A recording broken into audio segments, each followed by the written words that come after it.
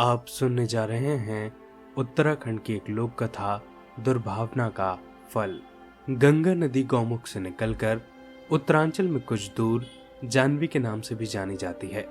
उसी जानवी नदी के किनारे एक महर्षि का गुरुकुल था, जहां धर्म और अस्त्र शस्त्र चलाने की शिक्षा दी जाती थी। वहां अनेक शिष्य आते। गुरुकुल में बड़ा अनुशासन था। गुरु की आज्ञा का पालन करना और आपस में मित्रता का व्यवहार करना वहां का पहला नियम था। गुरुकुल में अपने बच्चे भेजने के बाद माता पिता निश्चिंत हो जाते थे। उन्हें गुरु पर पूरा विश्वास था कि वे बच्चों को अच्छी शिक्षा और अच्छे संस्कार देंगे।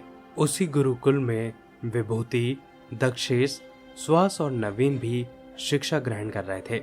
विभूति और दक्षेश बहुत बुद्धिमान थे। वह हर विद्या सबसे पहले सीख लेते। बस एक ही कमी थी दोनों में, वे दोनों बहुत ईर्ष्यालु थे। किसी और की प्रशंसा न कर सकते थे और न ही सुन सकते थे। इसके विपरीत श्वास और नवीन साधारण बुद्धि के थे, पर सबसे मित्रता का व्यवहार करते थे और सभी के गुणों का सम्मान करते थे। श्वास और नवीन ने अपने साथियों को समझाने का बहुत प्रयास किया, पर सभी व्यर्थ रहा। महर्षि को भी यह चिंता थी कि इन दोनों को कैसे सुधारा जाए। वे दोनों बालकों में अहंकार और ईर्ष्या की भावना को खत्म करना चाहते थे, पर उन्हें उचित अवसर नहीं मिल रहा था। जानवी नदी के दूसरे किनारे पर एक बस्ती थी। वहां के एक जमींदार थे जिनकी शिक्षा दीक्षा इसी गुरुकुल में हुई थी। उन्हीं दिनों वे गंगोत्री, यमुनोत्री, केदारनाथ और बद्रीनाथ, जिन्हें उत्तरांचल के 4 धाम भी कहा जाता है, की यात्रा करके लौटे थे। उन्होंने एक भोज का आयोजन किया। जमींदार ने सबसे पहले गुरुकुल में संदेश भेजा। महर्षि वर संदेशवाहक के साथ कृपया अपने 2 शिष्यों को भी भेज देवे। उन्हें भोजन कराने के बाद ही भोज का आरंभ होगा। साथ ही मैं उनकी योग्यता के लिए उन्हें सम्मानित भी करना चाहता हूँ। गुरु ने कुछ सोच समझकर विभूति और दक्षेश को बुलाया और कहा, नदी के उस पार रहने वाले जमींदार ने आश्रम के 2 योग्य शिष्यों को दावत पर बुलाया है। दावत के पश्चात उनकी योग्यता के लिए उन्हें सम्मानित भी करना चाहते हैं। गुरुकुल में तुम्हारे विद्या को देखते हुए मैंने तुम दोनों को चुना है। आज ही वहां जाना है, क्या तुम जाओगे? अवश्य, दोनों ने एक साथ कहा। दोनों शिष्य संदेशवाहक के साथ जमींदार के यहाँ पहुंचे। भोजन की सुगंध वातावरण में फैली थी। जमींदार ने उनका स्वागत करते हुए कहा, भोजन तैयार है। आप दोनों दूर से आए हैं। पास ही कुआं है, वहां जाकर अपने हाथ पैर धो लें, फिर आसन ग्रहण करें। कुएं का चबूतरा छोटा है, एक समय में एक ही व्यक्ति खड़ा हो पाएगा, अतः आप में से पहले एक जाए फिर दूसरा। विभूति झटपट उठा और कुएं की ओर चल दिया। दक्षेश वहीं बैठा रहा। जमींदार ने दक्षेश से पूछा, जो कुएं की ओर गए हैं, सुना है कि वे गुरुकुल के शिष्यों में सर्वश्रेष्ठ हैं और बड़े विद्वान हैं। विद्वान? किसने कहा आपसे कि वह विद्वान है? अरे वो तो खच्चर है, पूरा खच्चर, दक्षेश ने क्रोध से बोला। यह सुनकर जमींदार ने कुछ नहीं कहा। थोड़ी देर के बाद दोनों शिष्यों को भोजन के लिए बुलवाया गया। जब वे खाने के लिए बैठे तो उनके सामने जानवरों का भोजन, भूसा, हरी घास और चने का दाना परोसा गया।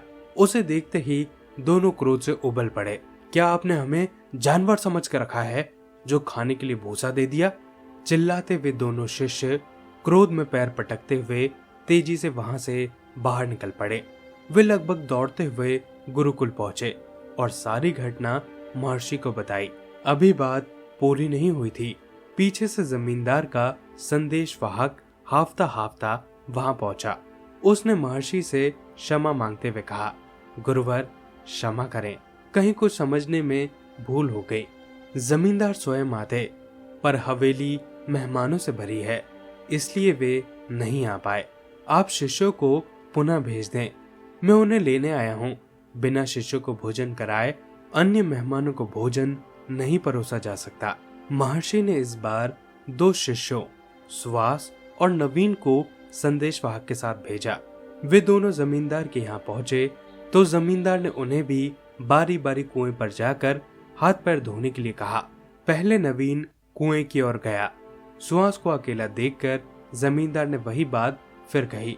सुना है कि जो कुएं की ओर गया है गुरुकुल में सबसे श्रेष्ठ और बहुत विद्वान है। सुहास ने कहा, आपने ठीक सुना है। गुरुकुल में रहकर गुरुवर से हमें रोज अच्छी बातें सीखने के लिए मिलती है।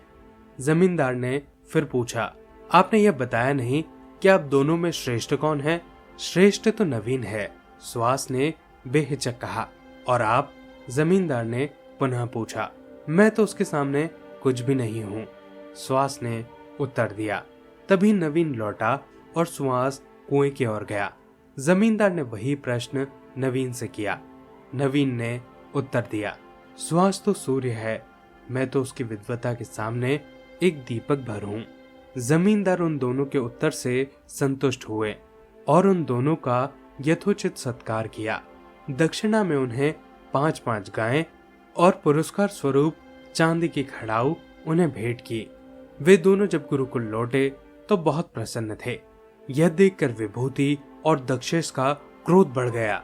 वे महर्षि के पास पहुंचे और कहा, हम दोनों आपके इन शिष्यों से अधिक बुद्धिमान हैं, फिर भी हम अपमानित हुए। यह सब जानकर भी आप चुप हैं और नवीन और सुहास की प्रशंसा कर रहे हैं। गुरु महर्षि ने उत्तर दिया, यह तो जमींदार ही बता सकते हैं, तो आप चलकर पूछते क्यों नहीं? दक्षेश ने हट किया। महर्षि अनमने से चारों शिष्यों को साथ लेकर चल पड़े। जमींदार ने दौड़कर गुरु की आगवानी की और चारों शिष्यों को आसन दिया। महर्षि ने आने का कारण बताते हुए कहा, वत्स, आपने शिष्यों के साथ भेदभाव क्यों किया? दक्षेश और विभूति का कहना है कि उनका अपमान हुआ है। आपको इसका उचित कारण बताना ही होगा, अन्यथा। जमींदार ने गंभीर स्वर में कहा, महर्षि, मैंने आपसे 2 सुयोग्य विद्वान भेजने के लिए कहा था, पर आपने मेरे यहाँ बैल और खच्चर भेज दिए। जब मैंने आपके पहले भेजे हुए शिष्यों से यह प्रश्न पूछा तो उन्होंने यही परिचय दिया। अतः मैंने दोनों जानवरों के लिए प्रिय भोजन परोसे। मुझसे कोई भूल हो गई तो मैं क्षमा मांगता हूँ। जमींदार की बात खत्म होने से पहले विभूति और दक्षेश का सिर शर्म से झुक गया। उन्हें अपनी भूल महसूस हुई। उन्होंने जमींदार से क्षमा मांगी। तब गुरु महर्षि ने कहा, अहंकार और ईर्ष्या के कारण तुम दोनों में प्रेम नहीं है, पारस्परिक सद्भाव नहीं है। इसी कारण तुम दोनों योग्य होकर भी अयोग्य सिद्ध हुए और सभा में अपमानित हुए। वही सुहास और नवीन तुम दोनों की अपेक्षा कम योग्य हैं, पर वे विनम्र, शिष्ट और एक दूसरे के प्रति मित्रता का भाव रखते हैं। इसी कारण आज ये सम्मानित हुए। सबकी भावना की कद्र करना, सबसे प्रेम करना, सबका सम्मान करना ही एक शिष्य को योग्य शिष्य बनाता है। इसे सुनकर वहां उपस्थित लोगों ने गुरु की प्रशंसा की और गुरु को यह विश्वास हो गया कि उनके चारों शिष्य एक समान योग्य होकर घर लौटेंगे।